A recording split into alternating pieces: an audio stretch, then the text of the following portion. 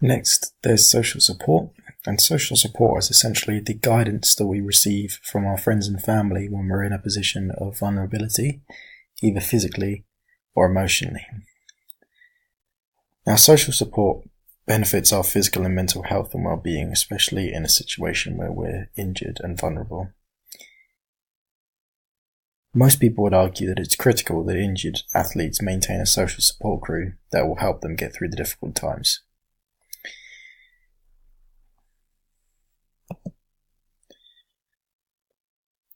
Next, you've got acknowledgement. And a lot of people will avoid accepting the reality of the situation during an injury. And they'll try and believe that they're okay to continue, even when they're in a position when truly they're not really okay to continue. And that's a thing that a lot of people are guilty of, simply being stubborn and not wanting to accept when you're at your limit. But this can make them susceptible to re-injury, even a more severe injury in some cases. There's also counselling. Working with a psychologist can be helpful when someone's injured, as this can help them get things off their chest about their worries and help them clear their minds, which can aid in recovery. You can also find that you can talk to your coaches of your team. They're often willing to listen to your problems as one of the players, and your assistants. Their assistants will help you clear your mind and will aid in your recovery, as it will allow you to put more of your effort and time into rehabilitation. Staying involved is also important. You'll want to remain part of the team in some way. If you simply detach yourself from the team during your injury period, then you'll find it very difficult to reintroduce yourself to it. So if you remain in part of the team in some way, even if it's just cheering them on every week, then you'll still maintain that chemistry with the teammates, and you'll find it more simple to simply slot back into the team again, rather than if you'd separated yourself from the team. You'd find it a lot more difficult to actually reintroduce yourself to them. It says recovery periods may be a good time to pursue alternative endeavours and take advantage of some downtime that it can be hard to come by when training is in full force. This is true, but you will want to maintain your friendships and relationships with your teammates, and simply abandoning them will cause nothing but negativity in terms of relationship. There are a couple of strategies to improve psychological responses to injuries. One of them is relaxation of stress through activity. You can perform activities like yoga. Many people use yoga as a spirit cleanser. You can use a grip dynamometer or a stress ball. You could squeeze an object, which can help to reduce your stress. Using a punching bag, like a heavy bag or a speed bag, finding punching things can be quite therapeutic. And general exercise or sport. Some people find going to the gym very therapeutic in terms of stress. Resistance training, light training, that kind of thing. You could listen to music, listen to motivational playlists. This can help in helping you want to achieve your goals. And personal music tastes can also be chosen in order to help you out in that regard. There are 4 responses to treatment. One of them is anxiety. Anxiety can lead to an athlete being impatient, and their desire to want to return to the action can actually make them believe that they've recovered prematurely, when in fact they actually haven't. This can lead to re-injury, further injury, and more time out, potentially. There's also frustration. All they want to do when injured is to return to the sport, in most cases. So frustration will be caused if they feel like the treatment isn't occurring quickly enough, if they believe the recovery isn't occurring quickly enough, or if they're paranoid about a loss of skill. There's also a need for motivation. So motivation might decrease as they're not competing. If they're more motivated, their recovery will speed up, as they'll put more time and effort and strength into the rehabilitation exercises, which will be completed in a shorter amount of time, thus allowing for a shorter time out. There's also goal setting, and goal setting will allow the athlete to see the progress they've made towards their recovery. And achieving goals is very, very motivating, and this can help them in the long run. So they set themselves short-term goals to achieve, and when they achieve them, they'll see the progress and they'll think, okay, great, I'm on my way to achieving my goals now. And they'll set more progressive goals towards the actual recovery. Moving on now, we have the case studies of 2 injuries. So the first injury was on Eduardo da Silva, who played for Arsenal, and this injury occurred in 2008. Eduardo was one of the best strikers in the Premier League during his prime before he got injured, and Arsenal were cruising at the top of the Premier League, looking like they were on their way to winning the title for the first time since 2005. And Arsenal had quite a routine game against Birmingham, with Eduardo starting as a number 9 up front. And it was about 60 minutes into the game. Eduardo was passing to Fabregas, as you can see in the photo, the top photo. And Martin Tyler, who was a central defender for Birmingham, went studs up on Eduardo, missed the ball completely, and went straight studs up into Eduardo's left tibia and fibula, and his studs kind of grazed down his leg, and he put the entirety of his body weight straight on Eduardo's left ankle. And as you can see in the photo, Eduardo's left tibia and fibula were completely broken, and it formed an open dislocation of his left ankle. So his ankle essentially broke through the skin. After the injury occurred, obviously Eduardo was in severe amounts of pain. He clutched the ankle in his hands and stared at it in disbelief almost.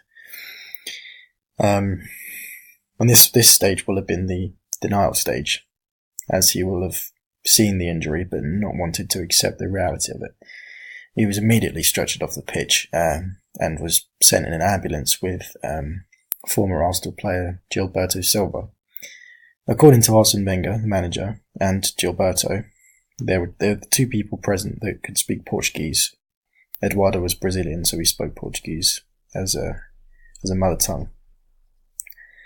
And according to the both of them, Eduardo kept asking, "How is this happening? How is this happening?" just repeatedly. And he went immediately to a hospital to have surgery performed on the breaks in the open dislocation. And his leg was put back into place, and he performed an interview in the hospital. And he said that he didn't blame Martin Taylor, as he knew he didn't intend to tackle maliciously, and that he'd give his best to recover, although he knew that the injury was severe. So this would be linked to the acceptance stage. He's accepted that the injury has occurred and will do what's as best as he can to recover from it as soon as possible. So apparently, Eduardo was very humble and level-headed as a person, and this attitude has carried over into his injury, or dealing with his injury. It seems like he didn't really get frustrated or angry, so these phases of the injury were completely skipped almost, and he moved straight into the acceptance phase, where he just accepted the situation for what it was, and realised that he couldn't get away from the situation by complaining about it, and he simply decided to move on and make the best of what had happened. So Immediately after the injury, Eduardo was written off for 7 months, and they said that it will be a miracle if he's back in that time. Most physios are actually stating that it would be best for Eduardo to completely retire because he'll have a lack of motor function, and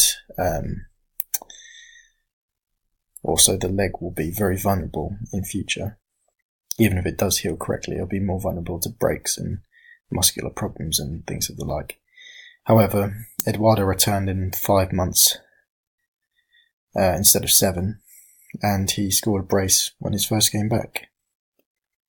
Arsenal didn't win the league, but Eduardo was still a good player, and he proved the physios that he could come back. He just had to want it enough. So that's the end of the first case study. The second one's David Hay, and this one's a bit more recent. It was the fight with David Hay and Tony Bellew in 2017.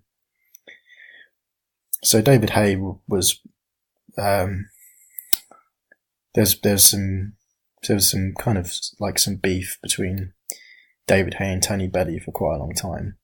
They were always calling each other out, and they obviously wanted a fight. Hay had a good record, 28 wins, 2 losses, only lost to Carl Thompson and Vladimir Klitschko. Finally, the fight got announced. The press conferences were very heated. They were each saying that they were going to knock each other out, smash each other's heads in, things like that. And in the first five rounds of the fight, it was pretty even. Most people saying that the score cards would have been pretty much dead even. Some people had Hay ahead, some people had Bellew ahead. In the 6th round, Hay landed awkwardly on his foot, his right foot, and the twist of the ankle caused a total rupture of his Achilles tendon.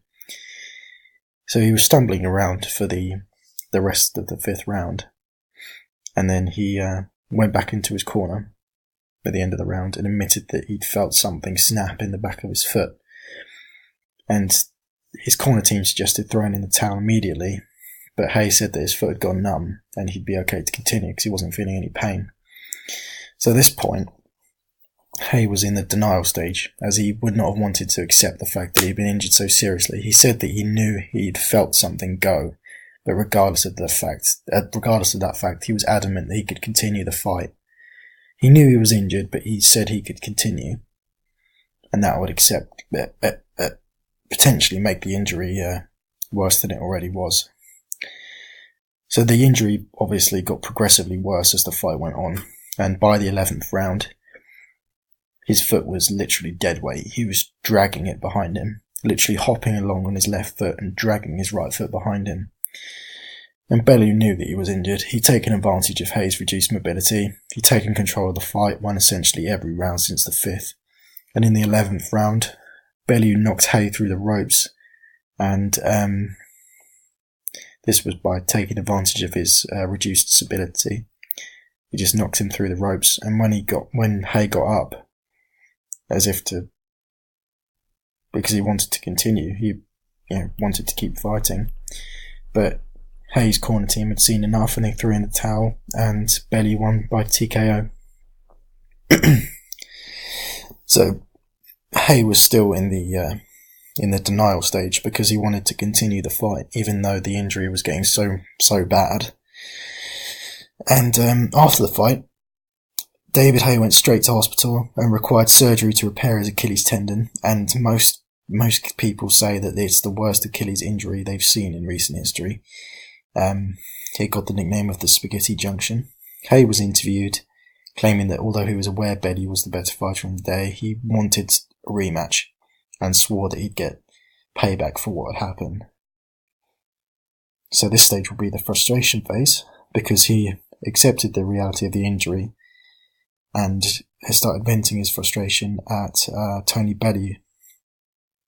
So he's trained hard and gone through many rehab sessions and physio, and he's back on his feet. And the rematch has been scheduled for May 25th, 2018, so a few months away now. But that is the end of the assignment. So thank you for watching.